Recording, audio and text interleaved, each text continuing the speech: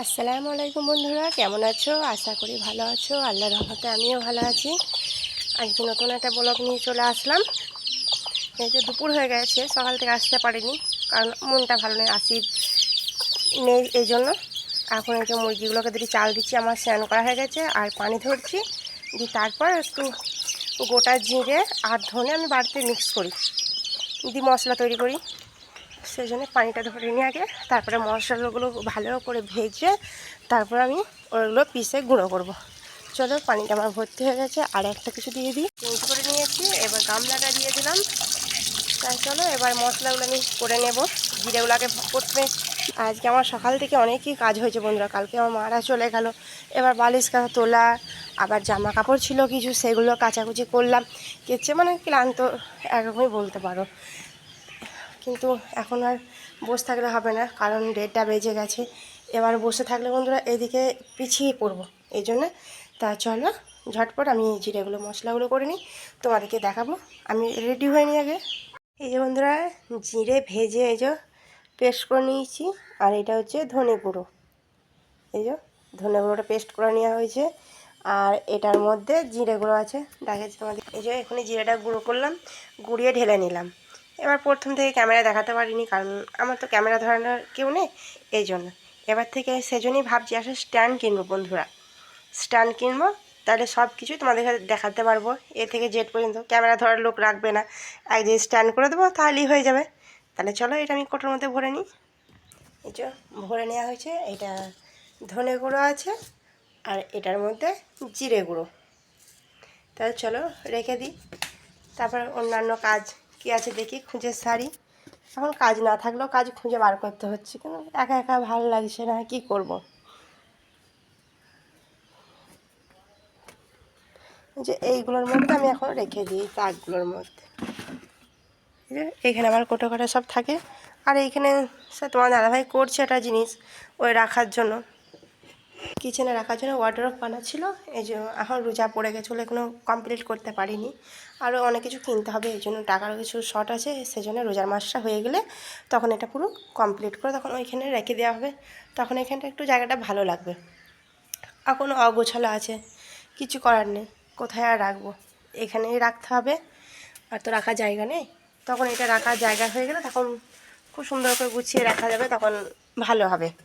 তাহলে চলো এখন আমি আসছি, বিকেলে আবার যদি কিছু করি তখন বিকেলে তোমাদের সামনে আসবো। ভালো হয়ে গেছে বন্ধুরা, তাই আমি আজকে লুচি ভাজবো। এই জন্য মটর আর আলু একসঙ্গে সিদ্ধ করে নেব। এই জন্য চলো মটরটা আলুটা সেদ্ধ করতে দিই প্রেসার কুকারে। প্রেসার কুকারে সেদ্ধ করতে দিয়েছি, সিটি দেওয়ার অপেক্ষায় থাকি। আর ততক্ষণ আমি একটু পেঁয়াজ কেটে নিই, আর আদা রসুনটা একটু ছিলে মিক্সারে বেটে নিই। রান্নাগুলো করতে করতে আমার এক দিদির ছেলে এসেছিলো, আর এত ফলগুলো দেখো বন্ধুরা নিয়ে এসেছে। আমি বললাম অত পাঠাবে না কিছু, তবুও নিয়ে এসেছে। এখানে আপেল, খেজুর, আঙুর, শসা, আর এটাতে মিষ্টি আছে বন্ধুরা, আর এনেছে কলা।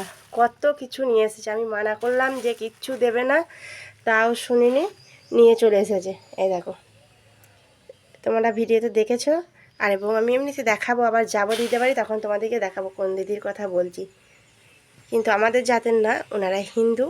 যাই হোক, আমার দিদি আমাকে খুব ভালোবাসে, আমার ছোটো বোনের মতো ভালোবাসে। তা কত কিছু পাঠিয়েছে, এত কিছু, মানে নিজের বোন না হলেও মানে আমার মনে হয় যে এত কিছু দেয় না বন্ধুরা, সত্যি বলছি। আর এবং আমার কোনো বোন নেইও, এই জন্যে বলতেও পারছি না। এবং যাদের আছে তাদের দেখছি এত, সত্যি বলছে এরকম কেউ করবে না আমাকে যা করে। মানে ওনাদের যখনই পড়া হবে আমাকে নেমন্তন্ন করবে, আর না গেলে অনেক অনেক এরকম খাবার পাঠিয়ে দেবে, সব রকম খাবার পাঠিয়ে দেবে। মানে শোনে না, মানে আমাকে ভালোবাসে। তো যাই হোক, আমরা হাতে আর টাইম নেই, তাড়াতাড়ি করে আমি এগুলো বানিয়ে নিয়ে যাই। এখন আর ভিডিও হয়তো করতে পারবো না, আর এবং জাস্ট করে যতটা পারবো ততটা দেখাবো তোমাদেরকে। তাহলে চলো আমি বাকি কাজগুলো করে নিই। এই যে বন্ধুরা, আমি ঘুগনিটা তেলে দেবো, মানে ফোড়ন দেবো, এই জন্যে আমি তেল দিয়েছি। তেলটা গরম হয়ে গেছে, চলো একে একে মশলা দেবো। আর এইদিকে ঘুগনি আলু আমার সেদ্ধ হয়ে গেছে, আর আদা রসুন এখনই পেস্ট করলাম, আর এটা টমেটো কুচি। তো চলো আমি এটাই শুকনো লঙ্কার ফোড়ন দিয়ে আগে পেঁয়াজ আর লঙ্কা দিয়েছি, এটা এলাচ লবঙ্গ আর কাঠটা দিয়ে দিলাম।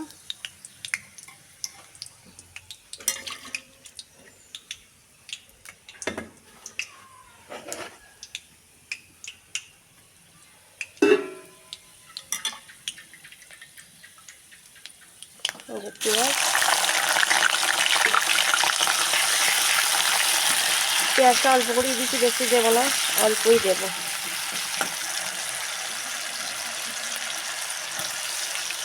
এবার ভালো করে কষে তারপরে মশলাগুলো এক একে দিয়ে টমেটো কাটা আছে, টমেটো কাটা দিয়ে দেবো আর একটু নুন দেবো। এবার নুন দিয়ে দিয়েছি। এবার একটু মশলাটা করে নেবো, তারপর এক একে মশলা দেবো, তাহলে একটু নরম হোক টমেটোটা। এটা এবার আদা রসুনের পেস্ট দিয়ে দিলাম।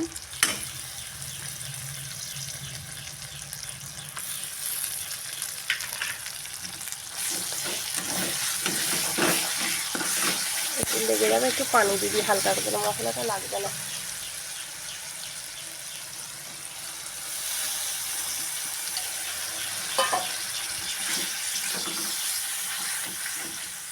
এটাকে একটু কষিয়ে তারপরে আদা রসুন দেবো, এই নুন লঙ্কা। আদা রসুনের ঘ্রাণটা চলে গেছে, এবার আমি একে একে মশলাগুলো দিই। এই যে হলুদ গুঁড়ো আর লঙ্কাগুলো অল্প দেবো, কারণ গোটা মশলা দিয়েছি, গোটা লঙ্কা।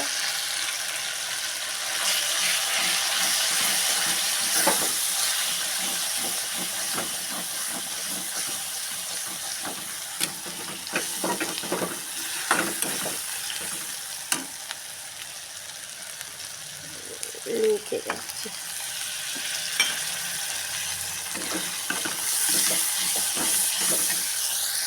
আমি ঘুগনি সেটগুলো দিয়ে দিয়েছি আর ফুটে উঠেছে। এবার দেবো ভাজা মশলা, এতে জিরে ধনে আর হচ্ছে এটা গরম মশলা গুঁড়ো।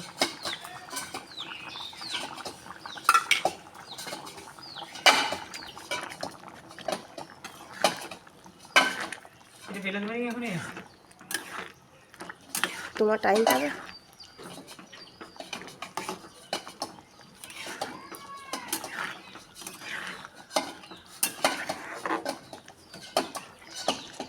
তাহলে আমার ঘুগনি হয়ে গেছে বন্ধুরা। তাহলে চলো ইফতারের পর আবার আসছি।